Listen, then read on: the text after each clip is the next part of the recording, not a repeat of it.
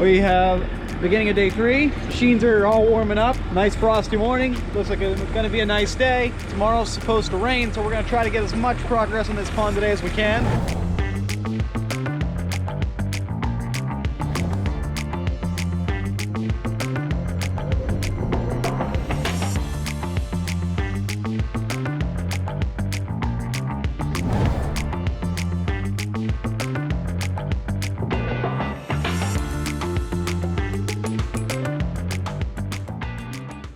Yesterday we got this half of the pond pretty well done. I mean, 80%. And today we're flipping this liner back and setting in the rest of these boulders now that we can work on just that half. We had the excavator down in the middle of the pond so we could reach this side, and that was our only point of access. But this should now, way should be paid to get us some pretty good progress today. Drop your comments down below if you have any questions about what we've done so far. This is the 1/4 inch thick underlayment that we put in here to protect the rubber liner, and then our liner goes in over top of this. Protects the whole thing. Got that cool little E42 purring away up there. How about it, Benny? Favorite. It's your favorite. Do you say favorite or favorite? Just fave. Just fave? Yeah. Alright, whatever. Do you also wear a hat backwards? Yeah. Is that right? Yeah. It's fave, bro.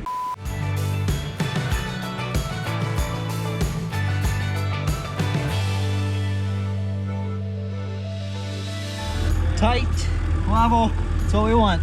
What do you say? We're ready for the next one?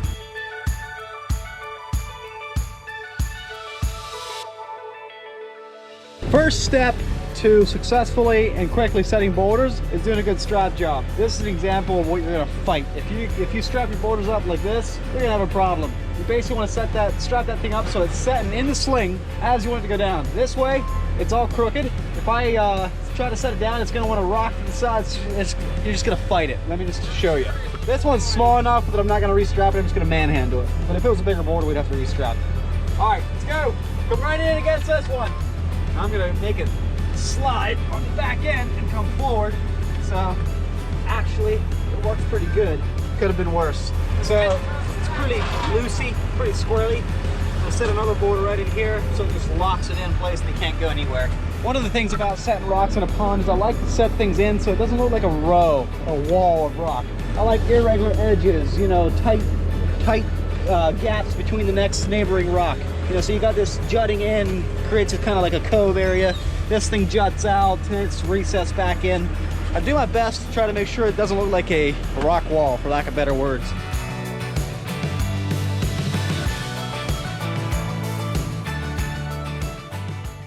Okay, so what I'm doing now is we have this bottom shelf all rocked in, but you can see like there's crevices and stuff behind. This is our excavation. This is the back of the boulder, so these voids are back here. So we fill these voids in. I just plop this rock down in here so it doesn't have to fill up completely with gravel.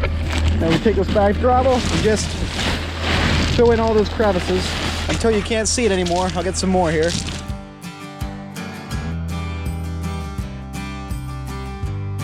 And then there you go. It's all filled in, looks like a shelf, stable, perfect. And I'm telling you what, bagged gravel is the way to go.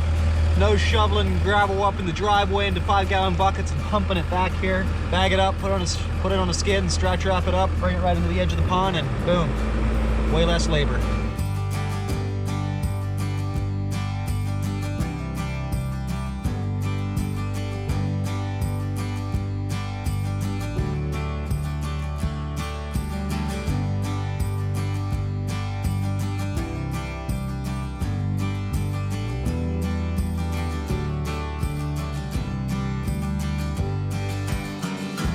Day 3's a wrap.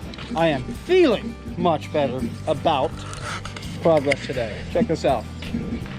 Pond is 95% rocked in. The only area that's not rocked in is the area where the waterfall is going to come in and the overflow goes out. We kind of need some specific boulders for that. Excuse the slurping noise of the pump. We kind of need some specific boulders for that. Steve's in the woods right now picking them out for us. All the preliminary drainage work, plumbing work is laid in underground. Now we can go forward with laying in our stepping stones up to this point. We have to lay that in up to this point before we do anything else because we're going to cut all our access off. So that's next. Really happy with how the pond turned out so far. What do you think?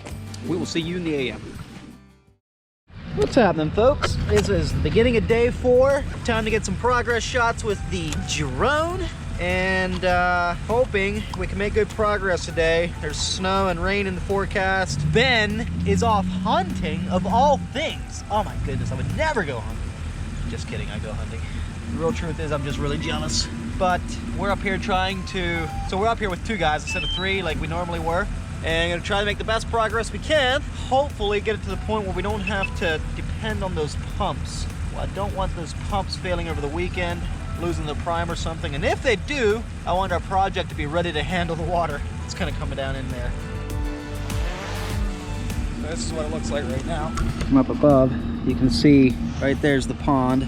Wall, that's the excavator. I'll give you a pilot's view here. And there's us. Oh my goodness.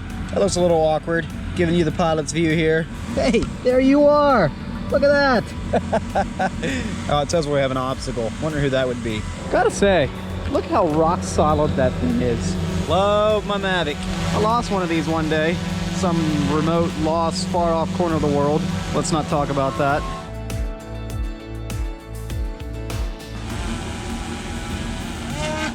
There she is. All right, progress report complete. Time to go get some work done.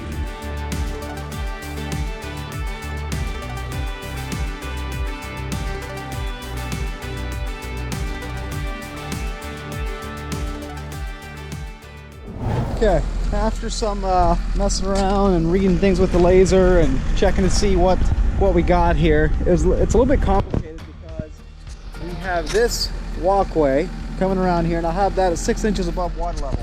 Now, this walkway has to cross this stream and then cross the outlet, the overflow stream as well.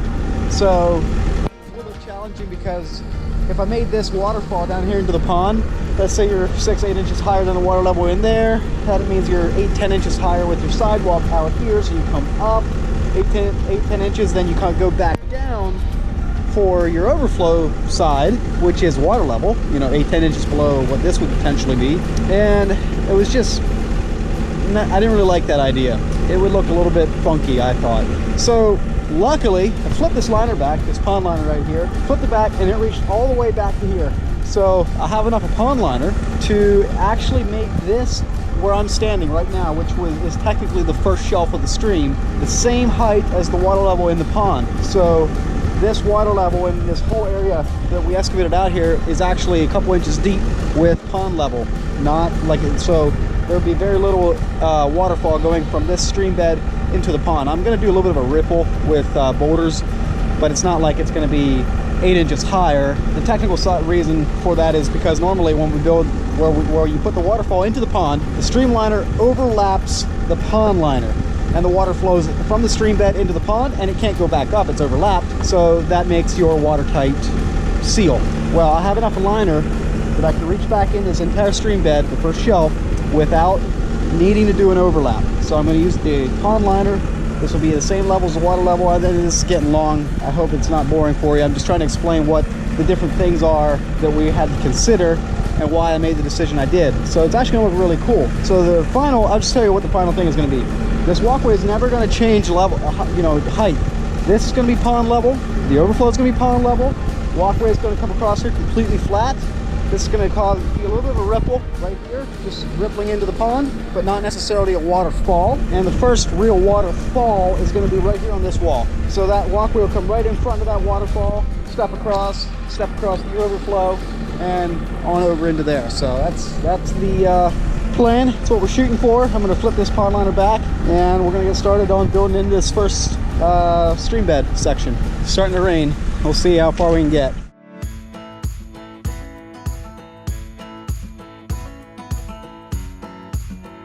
Alright, well, the rain has officially found us.